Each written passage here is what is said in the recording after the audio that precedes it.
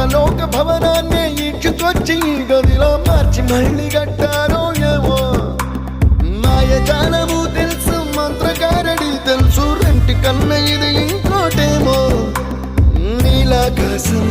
నేలాకొస్తే ఇట్టాగే ఉంటాదో ఏమో ఈ సంతోషం దాచాలంటే హృదయాలు ఓ వంద కావాలేమో ఇంతందంగా ఉంటుందా ఈ లోకం ఇన్నాళ్ళు ఈ మనసుకి తెలియాలేదే